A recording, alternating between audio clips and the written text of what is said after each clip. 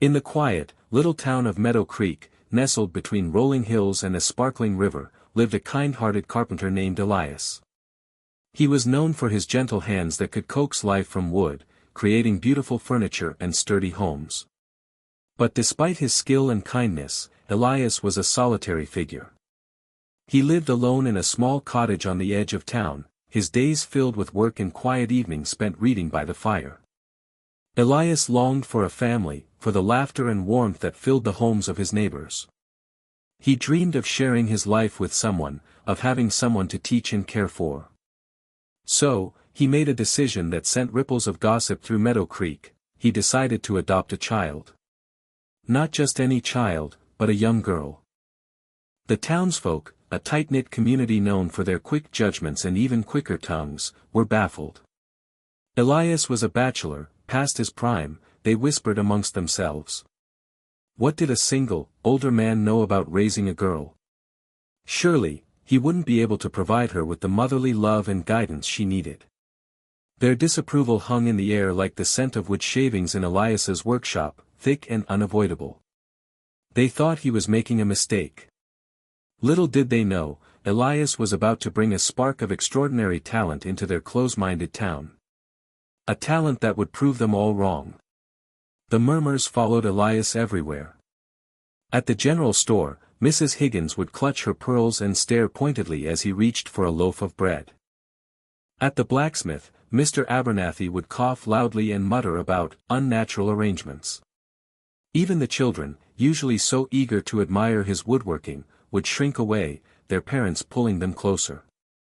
Elias tried to ignore it, to focus on preparing his home for the arrival of his daughter. He painted the small bedroom in cheerful yellows and blues, built a sturdy rocking horse, and filled the shelves with picture books. He imagined Lily's laughter echoing through the cottage, chasing away the loneliness that had settled there for so long. But the town's disapproval was a persistent shadow. Some well-meaning neighbors even tried to dissuade him outright. Elias, Martha, the baker, said one afternoon, her voice laced with concern, "Are you sure about this? Raising a girl is hard work, especially for someone on their own." Others were less tactful, hinting at his age, his lack of experience, and the burden he was taking on. "She needs a mother, Elias," they'd say, "a woman's touch." Elias would simply smile gently and say, "Lily needs a home, and I can give her that." He held on to that belief, letting it shield him from the negativity swirling around him. He knew in his heart that he could provide Lily with love, security, and a chance at a happy life. He just hoped the town would eventually see it too. The memory of his first meeting with Lily often surfaced, a warm beacon in the face of the town's cold disapproval. It was a gray, drizzly day when Elias drove to the Oakhaven orphanage, a place that always felt heavy with unspoken sadness. He remembered the echoing hallways, the scent of disinfectant, and the quiet, watchful eyes of the children. He'd initially felt overwhelmed, unsure of how to connect with these children who had already experienced so much loss. But then he saw her. Lily was sitting alone in a corner, her small frame swallowed by an oversized armchair. She wasn't playing or talking like the other children. Instead, she was absorbed in a drawing, her brow furrowed in concentration. Her dark hair was pulled back in a simple braid, and her eyes, a startling shade of green, were fixed on the page. He approached cautiously, not wanting to intrude. "Hello," he said softly. Lily looked up, startled. Her eyes widened slightly, and she quickly looked back down at her drawing. It was a picture of a soaring bird, its wings outstretched against a vibrant sunset. Even in its unfinished state, the drawing held a remarkable sense of freedom and beauty. "That's a beautiful bird," Elias said, genuinely impressed. Lily blushed and mumbled a quiet, "Thank you." That was the beginning. Over the next few weeks, Elias visited Lily often, bringing her art supplies and spending hours talking with her. He learned about her love of drawing, her quiet nature, and her secret dream of playing the violin. He discovered a gentle spirit and a hidden talent, a spark that just needed a chance to shine. And in that moment, Elias knew that he wanted to give her that chance, to give her a home and a family, regardless of what anyone else thought. The day Elias officially adopted Lily was both the happiest and most nerve-wracking of his life.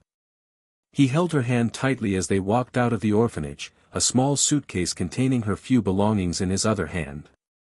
Lily was quiet, her green eyes wide and uncertain as she looked around. As they drove back to Meadow Creek, Elias tried to reassure her. "It's going to be okay, Lily," he said, his voice gentle. "You're going to love our little cottage." But he couldn't shake the feeling of unease.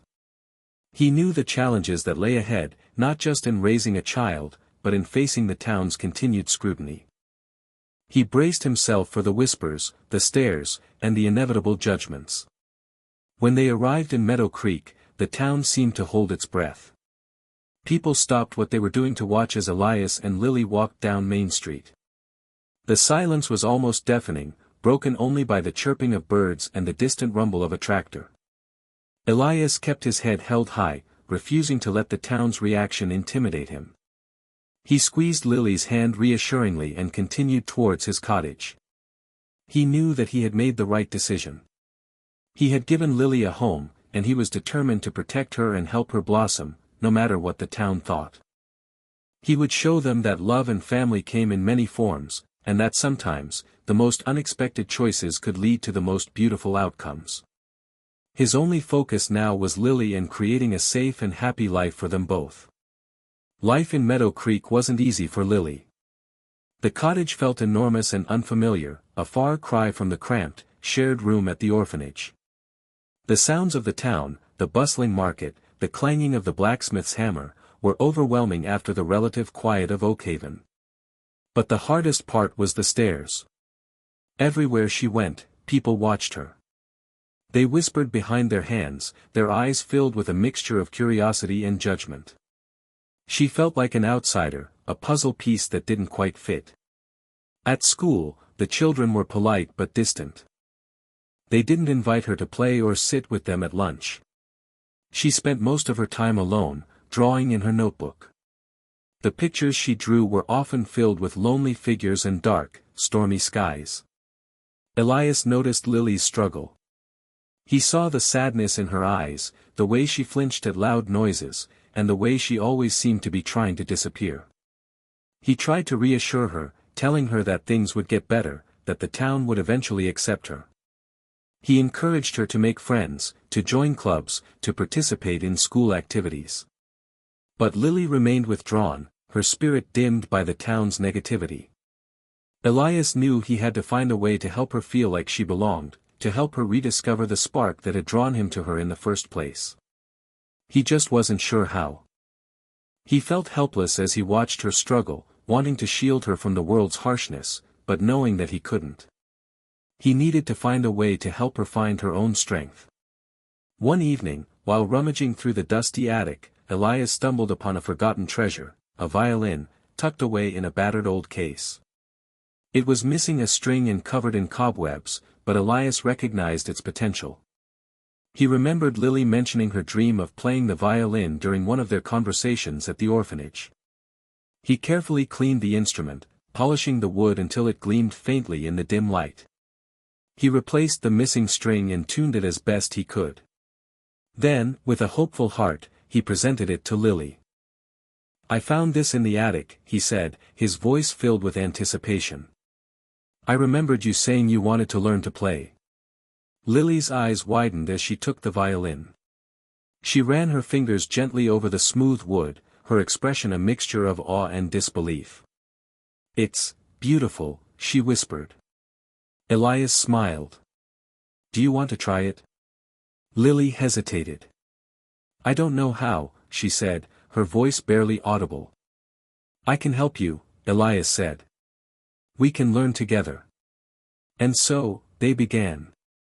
Elias, with his patient guidance, showed Lily the basics of holding the violin and drawing the bow. The first sounds were scratchy and discordant, but with each passing day, Lily's playing improved. The violin became her sanctuary, a way to express her emotions and connect with the world in a way she hadn't been able to before. The music filled the cottage, chasing away the shadows of loneliness and doubt. It was a start. Lily, still self-conscious about the town's scrutiny, practiced in secret. She would wait until Elias was in his workshop, the rhythmic sawing and hammering providing a comforting cover for her tentative notes. She closed the windows tight, afraid that someone would hear her and laugh. The attic became her practice room. Sunlight streamed through the dusty windows, illuminating the swirling dust motes in the air. She sat on an old stool, her small fingers carefully pressing down on the strings. She played simple melodies at first, nursery rhymes and folk songs that Elias remembered from his childhood. As her skills grew, she began to experiment, improvising her own tunes. She poured her emotions into the music, expressing the loneliness, the hope, and the growing sense of belonging that she felt. The violin became her voice, a way to communicate what she couldn't put into words. Elias, though pretending to be absorbed in his work, often paused to listen. He was amazed by Lily's progress. He heard the raw emotion in her playing, the passion that poured from her soul. He knew that she had a gift, a talent that deserved to be shared. He also knew that Lily's fear was holding her back. He needed to find a way to help her overcome her insecurities and let her music shine. The town needed to hear Lily's music. He was certain that it would change everything. One day, a poster appeared on the town notice board, announcing a talent show to raise money for the local school. Meadow Creek's Got Talent, the poster proclaimed in bold letters. Elias saw it as an opportunity, a chance for Lily to shine and for the town to finally see her for who she truly was. He brought Lily to the notice board and pointed to the poster. "Lily," he said gently, "I think you should enter." Lily's eyes widened in alarm. "No," she exclaimed, shaking her head vigorously. "I can't. I'm not good enough." "You are good enough, Lily," Elias insisted. "You're amazing. Everyone deserves to hear you play." "But what if they laugh?" she asked, her voice trembling. "What if they don't like it?" Elias knelt down and took her hands in his. "Lily," he said, looking her directly in the eyes, "it doesn't matter what they think. What matters is that you love to play. This is your chance to share your gift with the world. And I'll be there, cheering you on every step of the way." Lily hesitated, her mind battling between her fear and her desire to share her music. She glanced at the poster again, then back at Elias's encouraging face. Finally, she took a deep breath and nodded slowly. "Okay," she said softly. "I'll do it." Elias smiled, relief washing over him. He knew that this was a big step for Lily, and he was incredibly proud of her courage. Now, the real work began, preparing her for the performance of a lifetime. The weeks leading up to the talent show were filled with intense practice. Elias helped Lily choose a piece of music, a beautiful and moving melody that showcased her talent. They spent hours in the attic, Lily playing and Elias offering gentle guidance and encouragement. He built a small stage in their backyard, so Lily could get used to performing in front of an audience, even if it was just him and the birds in the trees. He told her stories about famous musicians, about their struggles and triumphs, hoping to inspire her and boost her confidence. But despite Elias's best efforts, Lily's fear remained.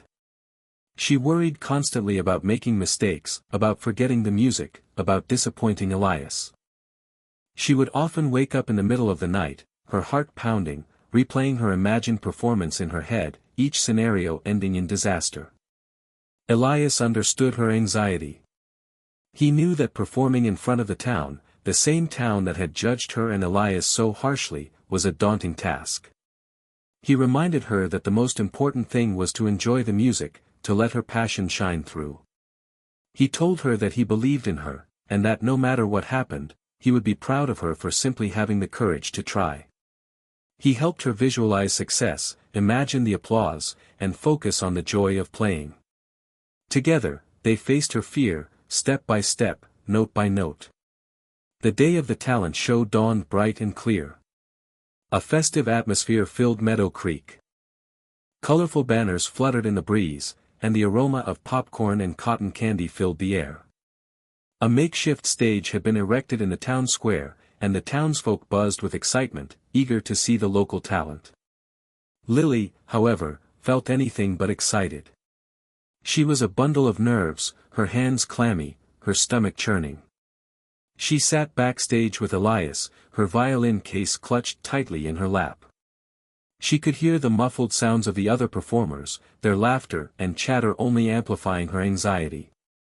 Elias knelt beside her, his presence a calming force. "Remember what we talked about, Lily," he said softly. "Just focus on the music. Let it flow through you. Don't worry about anything else."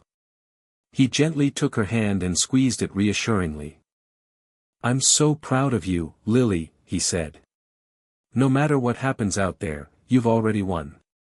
You've faced your fear, and that's the bravest thing anyone can do." He handed her a small, smooth stone, a piece of polished jade that he had found by the river. "Hold on to this," he said. "It will bring you luck." Lily took the stone, its coolness soothing against her trembling palm. She closed her eyes, took a deep breath, and tried to visualize herself on the stage, playing with confidence and joy. But the fear was still there, a knot in her stomach that refused to unravel. She opened her eyes and looked at Elias, her expression pleading. "I don't know if I can do this," she whispered. Elias smiled gently. "Yes, you can, Lily," he said. "I know you can." He gave her a final, encouraging hug. "Now go out there and shine." As Lily walked onto the stage, a hush fell over the crowd. She could feel the weight of their gaze, the whispers and murmurs that followed her every step. She saw Mrs. Higgins clutching her pearls, Mr. Abernathy with his arms crossed, and the children staring with wide-eyed curiosity. The stage seemed enormous, the spotlight blinding. She gripped her violin tightly, her knuckles white. Her heart pounded in her chest, threatening to drown out everything else. She wanted to run, to disappear, to escape the judgment of the town. But then she remembered Elias's words, "Just focus on the music."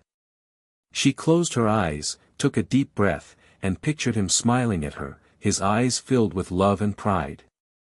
She squeezed the lucky stone in her hand, its coolness a small comfort. She raised her violin to her chin, adjusted the bow, and waited for the silence to deepen. She opened her eyes, focusing on a point in the distance, beyond the faces in the crowd. She began to play. The first notes were shaky, hesitant, but as she continued, her confidence grew. The music flowed through her, filling her with a sense of peace and power. She forgot about the crowd, about her fear, about everything except the melody. She closed her eyes again, letting the music take over, letting it carry her away. She poured her heart and soul into every note, every phrase, every crescendo. She was no longer Lily, the shy, withdrawn girl from the orphanage. She was the music itself. The music swelled, filling the town square with its beauty. At first, some of the townsfolk continued to whisper, their initial skepticism hard to shake. Mrs. Higgins muttered something about showing off, and Mr. Abernathy shifted uncomfortably in his seat. A few children giggled, pointing at Lily's old-fashioned dress. But as the music progressed, something began to change. The whispers faded, the fidgeting stopped, and the giggles subsided. The townsfolk started to listen, really listen, to the music. They heard the emotion in every note, the passion in every phrase. They saw Lily's face, no longer filled with fear but with a radiant joy.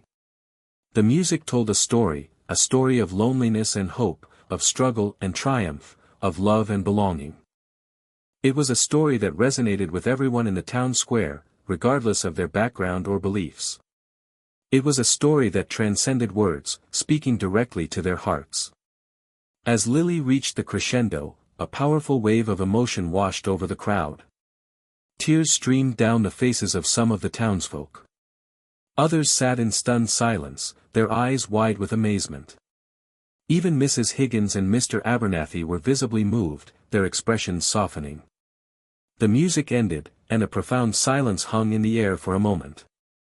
Then, a single clap broke the spell, followed by another, and another, until the entire town square erupted in thunderous applause.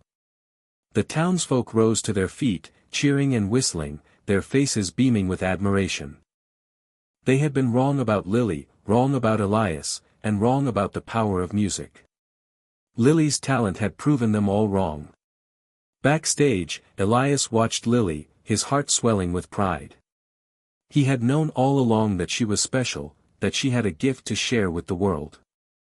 But seeing her on that stage, facing her fears and captivating the entire town with her music, filled him with a joy he had never experienced before. After the applause died down, the mayor stepped onto the stage, his face beaming. "Well, folks," he said, his voice booming through the town square, "I think we can all agree that we've just witnessed something truly extraordinary." He turned to Lily, his eyes filled with admiration. "Lily," he said, "your talent is a gift to this town. You have touched our hearts and reminded us of the power of music to bring us together." He announced Lily as the winner of the talent show, presenting her with a small trophy and a scholarship to a prestigious music school. The crowd erupted in applause once again, showering Lily with their newfound love and acceptance. As Lily accepted the award, she looked out at the crowd, her eyes searching for Elias. When she found him, she smiled, a genuine, radiant smile that lit up her entire face. She knew that she couldn't have done it without him, without his unwavering support and belief in her. He was her family, her rock, her everything. And now, thanks to her music, the town was finally starting to see them, not as outsiders, but as valued members of their community. The ridicule was gone, replaced by admiration and respect. In the days that followed, Meadow Creek was a changed town. The townsfolk, humbled by Lily's talent and touched by her story, went out of their way to show her and Elias their support. Mrs. Higgins baked them a pie, apologizing for her earlier judgments. Mr. Abernathy offered to teach Lily how to ride his horse. The children, once distant, now eagerly sought her out, inviting her to play games and share secrets. Elias's carpentry business boomed, as people sought him out, not just for his skill, but for his kindness and his unwavering dedication to Lily. He was no longer seen as the lonely old bachelor, but as a loving father who had brought something truly special to their town. Lily, too, blossomed under the warmth of the town's acceptance. She made friends, excelled in her studies, and continued to pursue her love of music. She practiced every day, her talent growing with each passing note. She never forgot the fear and loneliness she had felt when she first arrived in Meadow Creek, but now, those memories served as a reminder of how far she had come and how much she had to be grateful for. The scholarship allowed Lily to attend music classes in the neighboring town, where she learned from renowned musicians and honed her skills even further. She often played for the townsfolk, sharing her gift and bringing joy to their lives. She and Elias were invited to every town event, their presence a symbol of unity and acceptance. The town of Meadow Creek had finally learned a valuable lesson, that judging others based on appearances or preconceived notions could lead to missing out on something truly extraordinary. Years passed, and Lily's talent continued to grow. She became a renowned violinist, traveling the world and sharing her music with audiences everywhere. But no matter where she went, she always returned to Meadow Creek, to the small cottage where she had first discovered her love of music, to the town that had once judged her but had ultimately learned to embrace her. Elias, his hair now silver, watched Lily's success with immense pride. He had given her a home, a family, and a chance to shine. And she, in turn, had given him a purpose, a love that filled his life with joy. They often sat together on the porch of their cottage, Lily playing her violin, Elias listening with a contented smile. The music filled the air, a reminder of their unique bond, a testament to the power of love and acceptance. One evening, as the sun set over the rolling hills of Meadow Creek, Lily turned to Elias and said, "Thank you, Papa. For everything." Elias smiled, his eyes twinkling. "You gave me just as much, Lily," he said. "Maybe even more." And as they sat there, bathed in the golden light of the setting sun, they knew that they had found something truly special, something that would last a lifetime. Their story was a reminder that love and family can come in many forms, and that sometimes, the greatest gifts come from the most unexpected places. It was also a reminder that talent can change the world. And so, the tale of Elias and Lily became a legend in Meadow Creek, a story told and retold through generations. It was a story about a lonely carpenter who dared to defy convention, about a talented young girl who found her voice through music, and about a town that learned to open its heart and embrace the unexpected. The small cottage on the edge of town became a symbol of hope and acceptance, a place where anyone could find refuge and belonging. Children would often gather outside, listening to the echoes of Lily's music, dreaming of their own potential. Elias and Lily's legacy lived on, inspiring countless others to pursue their passions, to challenge prejudice, and to believe in the power of love and family. Their story reminded everyone that true beauty lies not in appearances or expectations, but in the kindness of one's heart and the strength of one's spirit. And every year, on the anniversary of the talent show, the town of Meadow Creek would hold a celebration, a reminder of the day that Lily's music changed everything. It was a day of music, laughter, and remembrance, a day to honor the extraordinary bond between a man and a girl, and a day to celebrate the triumph of love and talent over prejudice. The end.